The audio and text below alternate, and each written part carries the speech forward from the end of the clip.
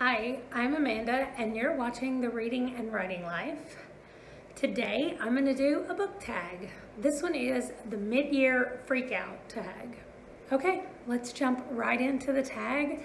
Question number 1 is, what is the best book you've read so far this year? And I was just looking through my list on Goodreads and I've got a stat. Hold on. I have read 182 books this year. As of today, it is June 17th today. I've read 182 books and 39 of those have been 5 stars. So I feel like I could have picked just about any of those. What I wanted to do was go through and rank all of my 5-star reads, but I think that might take a really long time. So maybe I will divide them into quarters and be like ranking all my first quarter reads, my second quarter reads, like that, and try to do a video about that where I just take the 5 stars and just rank them. And maybe I gave them too many stars, or maybe I like them where they are. Or I saw once where somebody gives a 6-star to one book every once in a while just to say this one is like over the top great. So anyway, out of those 39, I did narrow it down to Amari and the Night Brothers. I really liked this book. I thought that it was so good and I didn't know what to expect going into it. I mean, you can tell from the cover that it's probably going to be magical in some kind of way, and it was amazing, and I really liked it. Question number 2, a new release that you haven't read but want to. There are a few of these that I wrote down. I've got Malibu Rising. I've got Concrete Rose.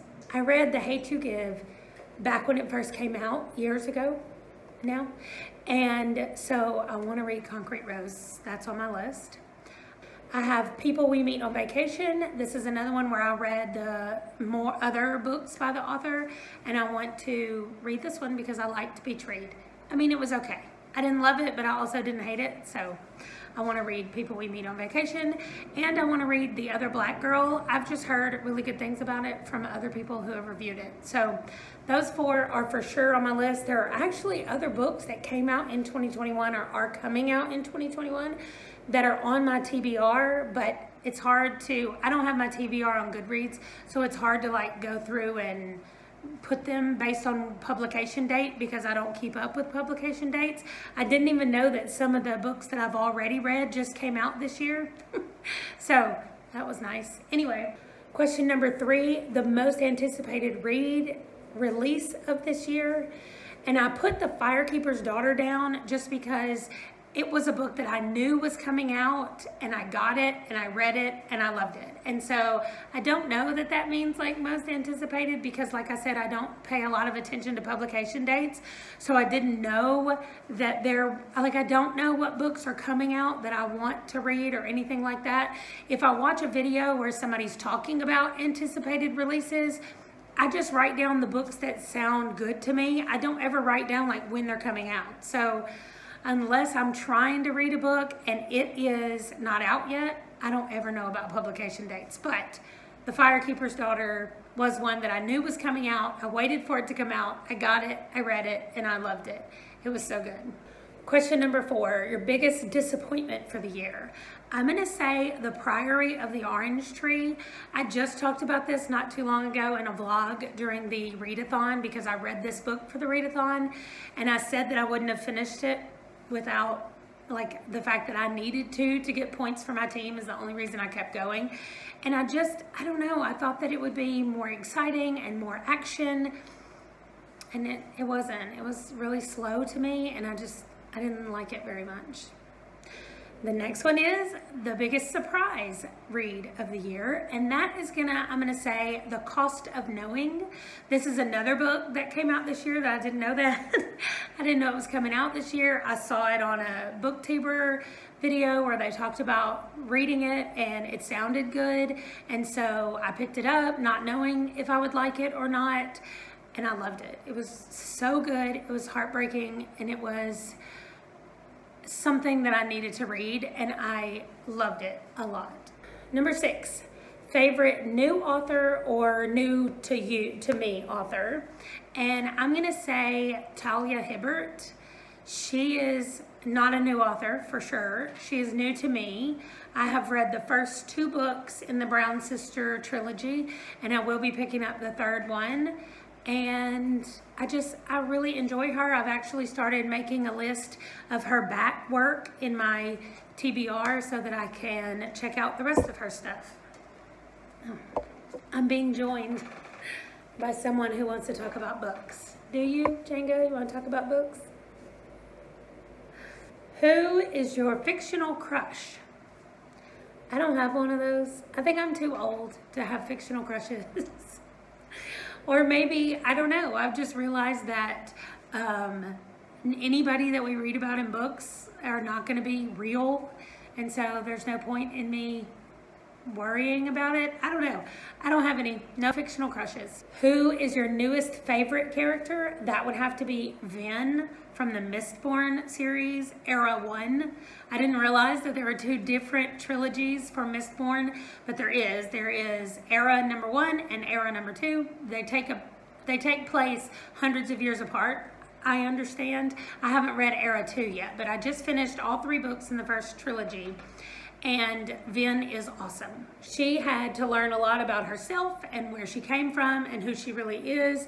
And there were moments where she freaked out and didn't know what she should do or who she was, but she stepped up and figured it out, and I love her. I am going to combine number 9 and 10, a book that made you cry and a book that made you happy, because this book did both of those things. I'm going to try to get Django out of the way so you can see it over here. It's called Far From the Tree by Robin Benway. I read this, I think, all the way back in February, maybe January or February, but it was so good. It was kind of about family that didn't know each other or that had to find each other. I'm not going to give a ton of it away, but it was just such a good book. It made me cry, but it also just made me really happy to read their story and to be done with it. It was just the most, like, I don't know, it just made me happy when it was over. You gonna say bye? I think he wants to get down. Okay, number 11 is the most beautiful book that you bought this year. And I thought I had it in here, and now I can't even find it. So I'm gonna put a picture of it up here. It's the Hamilton book. It is, first of all, I'm not gonna go into it a ton, but if you like the Hamilton musical, this breaks down every single one of the songs in it. It talks about how Lynn kind of came up with the idea and where he went from there, and how it all evolved from the mixtape to become what it eventually became. And it is so interesting, especially, like I said, if you like it, then if you like the play, then you will love this book. And it's the most beautiful book I've bought this year. I mean, you can see right behind me, that little stack of books is literally all the books I've bought this year anyway. So I've only bought like 9 or 10 books all year, at least physical copies of books. I do buy Kindle books a lot, and I check out a lot from the library. I just don't buy a lot of books. And finally, the last question, what books do you need to read by the end of the year? I don't know that there are any that I need to read by the end of the year. I didn't make any kind of goal about books that I would finish by the end of the year or anything like that. So there's not any of those that I need to like finish, but I just want to keep going. Like, I have a never-ending TBR, so I have a never-ending list of books that I need to read. So that's it. That's all the questions. I enjoyed this one. It made me look back at the stuff that I've read so far this year and ask some questions about what I want to do going forward or what I need to change. And I don't think I want to change anything. I'm just going to keep it going like it's going now. And I will be, though, doing those quarterly breakdowns and ranking my 5-star reads. And we'll see what comes from that. Thank you for watching. If you enjoyed it, please click the like button and don't forget to subscribe so you won't miss any videos. I'll see you in the next one. Bye.